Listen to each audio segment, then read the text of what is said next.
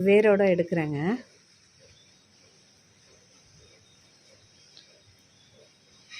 கீரை செடி தான், மண் சேஞ்ச் பண்ணி வச்சா நல்லது தான். ஏன்னா இதில் இருக்க சத்தெல்லாம், மண்ணில் இருக்கிற சத்தெல்லாம் போயிருக்கும் ஆல்ரெடி. இதாங்க தாய் பிளான்ட். இவ்வளோ நாள் நாங்கள் பசலிக்கீரை செடி உருவாக்குனது இந்த ஒரு பிளான்ட்லேருந்து தான். இதுதான் நான் ஊர்லேருந்து கொண்டு வந்த பிளான்ட்டு. இதுலேருந்து தான் மீதி எல்லா செடியுமே கட்டிங்ஸ் வச்சு வச்சு உருவாக்கியிருக்கேன்.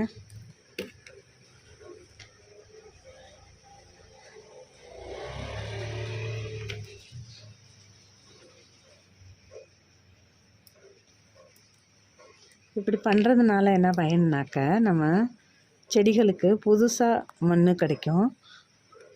அப்புறம் நம்மளுக்கு கீரையும் நல்ல சத்தான கீரையாக கிடைக்கும். அதனால் இந்த மண் கலவையை கொஞ்சம் கிண்டி விட்டுட்டு பொட்டேட்டோ வச்சுக்கலாம், உருளைக்கிழங்கு வச்சுக்கலாம். நம்ம பசலிக்கீரை வேறு தொட்டியில் வச்சுக்கலான்னு எடுக்கிறேன். இது பசலிக்கீரை 1 வருஷமாக இதிலே தான் இருக்குது. நம்ம இயற்கை உரம் கொடுத்தாலுமே ஒரு வருஷத்துக்கு ஒரு வாட்டி கீரையோட மண்ணெல்லாம் கொஞ்சம் சேஞ்ச் பண்ணி வச்சா நல்லது. அதனால தான் இன்றைக்கி சேஞ்ச் பண்ணிடலான்னு எல்லா பசலிக்கீரை செடிகளையும் கொடுக்குறேன்.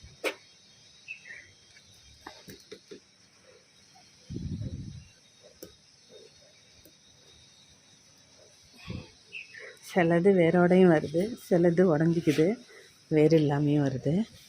குச்சி வச்சா கூட வந்துடும், அதனால் ஒன்றும் கவலை இல்லை. ஆனாலும் முடிஞ்ச வரையில் வேரோடு எடுத்துட்டேன். அப்பா இன்னொரு இங்கே பாருங்கப்பா, நம்ம வேரோட பிடுங்கின பசலி செடியிலேருந்து கீரையெல்லாம் பறிச்சிட்டேன். கீரையெல்லாம் பறிச்சுட்டு வெறுமனே ஒரு 10 செடி நட்டு வைக்கிறேன். இந்த தொட்டியில்